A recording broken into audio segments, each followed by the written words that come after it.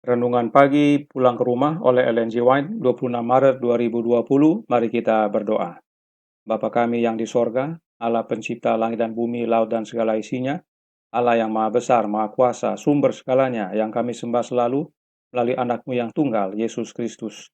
Terima kasih pada pagi hari ini kami boleh bangun dan berbakti, dan sebagaimana kami membaca firman-Mu, kiranya Roh-Mu ya Yesus menolong kami untuk mengerti dan menjadikan bagian kehidupan kami.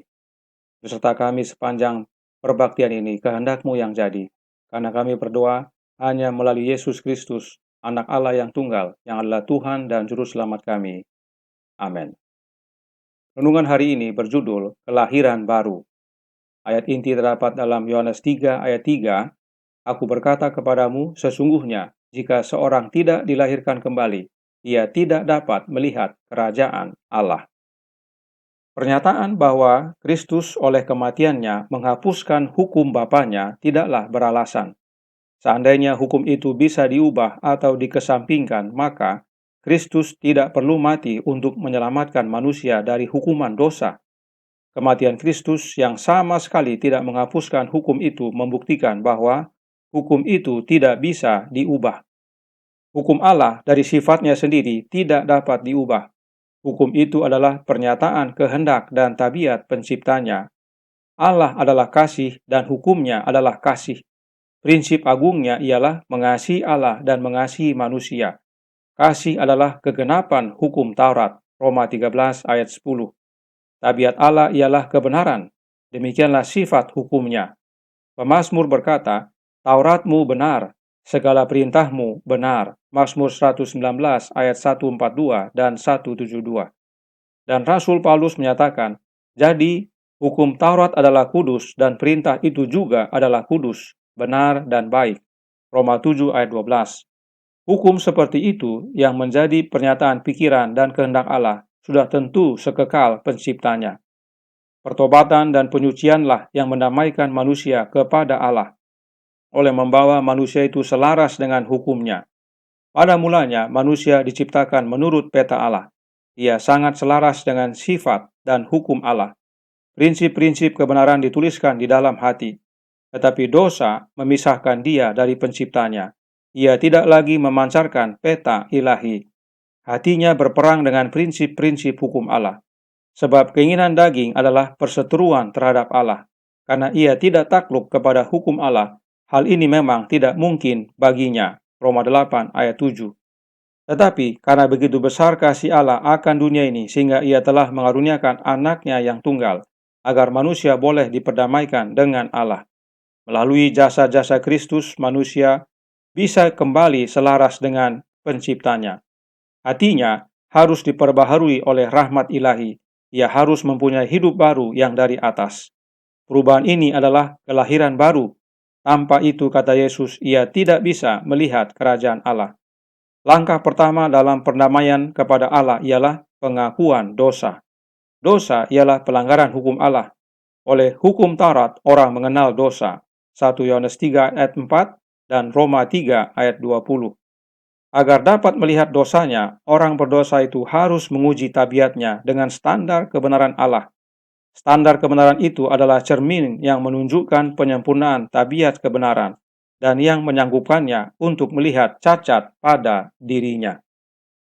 Saudaraku dalam Tuhan, kematian Yesus di kayu salib sama sekali tidak menghapuskan hukum. Sebab Allah menuntut kesempurnaan dari anak-anaknya. Hukumnya adalah salinan dari karakternya sendiri, dan itu adalah standar semua karakter. Christ Object Lesson, halaman 315, paragraf 1. Hukum Allah adalah salinan karakter Bapa dan standar semua karakter. Karenanya, tidak mungkin dihapus. Karena dengan menghapus hukum artinya menghapus karakter Allah itu sendiri. Jadi, ajaran yang menyatakan bahwa kematian Yesus menghapuskan hukum tidaklah alkitabiah. Paulus menuliskan, kasih adalah kegenapan hukum Taurat, Roma 13 ayat 10. Kematian Yesus di kayu salib adalah pernyataan kasih Allah, dan itu adalah kegenapan dari karakternya. Nah, apa hubungannya kelahiran baru dengan hukum Allah, yang adalah salinan karakter Bapa? Yesaya 59 ayat 2. Tetapi yang merupakan pemisah antara kamu dan Allahmu ialah segala kejahatanmu, dan yang membuat dia menyembunyikan diri terhadap kamu, sehingga ia tidak mendengar ialah segala dosamu. Oleh karena dosa, kita terpisah dari Allah. Apakah dosa itu? 1 Yohanes 3 ayat 4 menyatakan, setiap orang yang berbuat dosa melanggar juga hukum Allah, sebab dosa ialah pelanggaran hukum Allah. Dosa adalah pelanggaran hukum Allah, artinya tidak selaras dengan karakter Allah. Apakah ini saja arti dosa? Alkitab menjelaskan, Roma 14 ayat 23. Tetapi barang siapa yang bimbang, kalau ia makan, ia telah dihukum, karena ia tidak melakukannya berdasarkan iman. Dan segala sesuatu yang tidak berdasarkan iman adalah dosa. Dosa adalah segala sesuatu yang tidak berdasarkan iman. Selanjutnya, 1 Yohanes 5 ayat 7. Semua kejahatan adalah dosa, tetapi ada dosa yang tidak mendatangkan maut. Dosa adalah semua kejahatan, atau dalam bahasa Inggris disebut ketidakbenaran. Dan Yohanes 16 ayat 8 dan 9. Dan kalau ia datang, ia akan menginsafkan dunia akan dosa, kebenaran dan penghakiman. Akan dosa karena mereka tetap tidak percaya kepadaku. Dosa adalah tidak percaya kepada Kristus, karenanya mari kita rangkumkan. Dosa adalah, yang pertama, kondisi tanpa hukum. Sebagai informasi, kata pelanggaran hukum dalam 1 Yohanes 3 ayat 4 diterjemahkan dari kata Yunani anomia yang berarti kondisi tanpa hukum, atau dalam bahasa Inggrisnya lawlessness. Sebab orang yang melanggar hukum secara tidak langsung menyatakan bahwa hukum tidak ada atau tidak dianggap. Kemudian dosa adalah kondisi tidak berdasarkan iman, tidak ada iman, faithlessness. Dosa adalah kondisi tidak benar atau kejahatan, dalam bahasa Inggris unrighteousness. Dan dosa adalah kondisi tidak percaya kepada Kristus, tidak memiliki Kristus, Christlessness. Inilah dosa sesuai pernyataan Alkitab. Dan karena dosa kita terpisah dengan Bapa. Tetapi oleh karena begitu besar kasih Allah akan dunia ini, sehingga ia telah mengaruniakan anaknya yang tunggal, supaya setiap orang yang percaya kepadanya tidak binasa, melainkan beroleh hidup yang kekal. Yohanes 3 ayat 16. Melalui ini dinyatakan bagaimana kita diperdamaikan kembali dengan Allah. Renungan hari ini menyatakan dalam Pulang ke Rumah, halaman 97, paragraf 3. Melalui jasa-jasa Kristus, manusia itu bisa kembali selaras dengan penciptanya. Hatinya, yaitu hati manusia, harus diperbaharui oleh rahmat ilahi. Ia harus mempunyai hidup baru yang dari atas. Perubahan inilah yang Nyonya White katakan sebagai lahir baru, yaitu diperbaharui oleh rahmat ilahi atau divine grace. Apakah rahmat ilahi atau divine grace itu? Bapak kita peduli halaman 176 paragraf 1 menjelaskan. Semua yang baik dalam diri manusia ada padanya melalui Kristus. Kesucian yang dinyatakan firman Allah harus kita miliki sebelum kita bisa diselamatkan adalah hasil dari bekerjanya karunia ilahi saat kita tunduk menyerah pada pengaruh disiplin dan pengendalian dari roh kebenaran. Semua yang baik dalam diri manusia kita peroleh melalui Kristus, dan ini adalah hasil bekerjanya karunia ilahi atau rahmat ilahi atau divine grace, yaitu pengaruh dan pengendalian roh kebenaran. Dari penjelasan ini jelas bahwa karunia ilahi adalah bekerjanya roh kebenaran, dan itu adalah Kristus itu sendiri. Karena melalui Kristuslah semua yang baik dalam diri manusia bisa diperoleh. Sebab Kristuslah sang kebenaran. Jadi, kelahiran kembali adalah dengan menerima rahmat ilahi, yaitu roh Kristus dalam hati kita. Jika masih ragu apakah roh kebenaran itu adalah roh Kristus, mari kita baca pernyataan roh nubuat berikut ini. Dalam In Heavenly Places halaman 248 paragraf 5. Kita perlu secara pribadi untuk memiliki Kristus tinggal di dalam jiwa. Kita perlu membuka pikiran dan hati kita kepada berdiamnya roh kebenaran.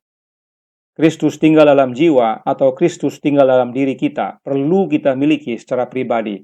Dan itu sama dengan menerima roh kebenaran dalam hati kita. Sebab roh Kristus itu adalah roh kebenaran. Nah, dengan memiliki roh Kristus, kita diberi kuasa agar mampu menurut hukum. Karena Yesus adalah menurut hukum. Sehingga kita memiliki keselarasan dengan karakter Allah.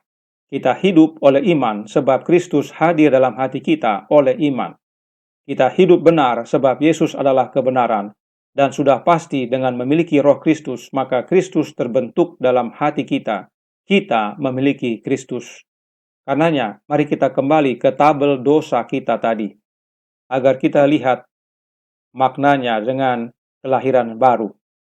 Dosa adalah kondisi tanpa hukum, lawlessness. Maka dengan menerima Kristus dalam hati melalui kehadiran rohnya, kita menurut hukum. Yesus berkata dalam Yohanes 15 ayat 10, "Jikalau kamu menuruti perintahku, maka kamu akan tinggal dalam kasihku seperti aku menuruti perintah Bapa-Ku dan tinggal di dalam kasih-Nya." Dosa juga kondisi tidak berdasarkan iman atau tidak ada iman, faithlessness. Maka dengan menerima Kristus dalam hati melalui kehadiran rohnya, kita beriman. Sebab sesuai Efesus 3 ayat 17, "Sehingga oleh imanmu Kristus diam di dalam hatimu, dan kamu berakar serta berdasar di dalam kasih." Dosa adalah kondisi tidak benar atau kejahatan, yaitu unrighteousness. Maka dengan Kristus dalam hati kita melalui kehadiran rohnya, kita hidup benar sebab anak tunggal Bapa, penuh kasih karunia dan kebenaran. Yohanes 1 ayat 14, dan Yesus sendiri berkata, "Akulah jalan dan kebenaran dan hidup." Yohanes 14 ayat 6. Dosa adalah kondisi tidak percaya kepada Kristus, tidak memiliki Kristus, Christlessness. Maka jika Kristus dalam hati kita dengan kehadiran rohnya, Kristus terbentuk dalam hidup kita. Paulus tuliskan dalam Kolose 3 ayat 4, apabila Kristus yang adalah hidup kita, ya, dia sudah terbentuk dalam hidup kita, menyatakan diri kelak, kamu pun akan menyatakan diri bersama dengan dia dalam kemuliaannya. Dan ingat pelajaran sebelumnya, bahwa kita mengaku dosa dan kesalahan karena Kristus. Kita bertobat karena Kristus. Kita menerima pengampunan di dalam Kristus. Kita menerima pengurusan di dalam Kristus. Kita dibenarkan di dalam Kristus. Dan keselamatan adalah dengan Kristus terbentuk dalam hati kita. Kristuslah segala-galanya bagi kita. Jadi, lahir baru itu adalah dengan memiliki Kristus dalam hati kita melalui kehadiran rohnya, roh Kristus. Dan jika roh Kristus di dalam hati kita, perhatikan Nyonya White katakan, akan dinyatakan dalam karakter, akan mengembangkan kualitas dan kuasa yang mulia. God's Amazing Grace halaman 239, paragraf 3. Memiliki roh Kristus akan mengubahkan karakter kita selaras dengan karakter Bapa, yang adalah salinan hukumnya. Inilah pentingnya tinggal di dalam Kristus melalui kehadiran rohnya. Sebab kelahiran baru hanya melalui tinggalnya Kristus dalam hidup kita. Adventist Home halaman 206 paragraf 1 menyatakan, kuasa mengubahkan dari Allah dapat mengubah kecenderungan yang diwarisi dan dipupuk, atau istilah lain daripada dosa. Karena agama Yesus adalah mengangkat. Dilahirkan kembali berarti suatu transformasi. Kelahiran baru di dalam Kristus Yesus. Kelahiran baru itu terjadi dalam Kristus, yaitu melalui kehadiran rohnya. Karenanya, Paulus menuliskan dalam 2 Korintus 5 ayat 17 yang berbunyi, jadi, siapa yang ada di dalam Kristus, ia adalah ciptaan baru, yang lama sudah berlalu, sesungguhnya yang baru sudah datang. Terimalah roh Kristus dalam hati kita, karena dengan menerima roh Kristus, kita tinggal di dalam Kristus oleh iman, dan melalui tinggal di dalam Kristus, kita mengalami kelahiran kembali menjadi ciptaan baru. Tuhan memberkati, saya bawa dalam nama Yesus. Amin. Mari kita berdoa. Bapa kami yang di sorga, Allah pencipta langit dan bumi, laut dan segala isinya, Allah yang maha besar, maha kuasa, sumber segalanya, yang kami sembah selalu melalui anak-Mu yang tunggal, Yesus Kristus. Terima kasih, nasihat penting dan baik sekali.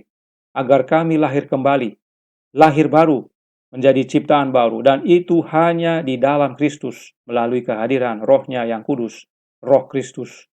Tolong kami ya Bapa, sepanjang hari ini, hadirlah Yesus dalam hati kami. Jadikan kami ciptaan baru, dan menjadi selaras dengan karakter-Mu. Kehendak-Mu yang jadi, ampunkan kami akan dosa dan salah. Karena kami berdoa hanya melalui Yesus Kristus, Anak Allah yang tunggal, yang adalah Tuhan dan Juru Selamat kami. Amin.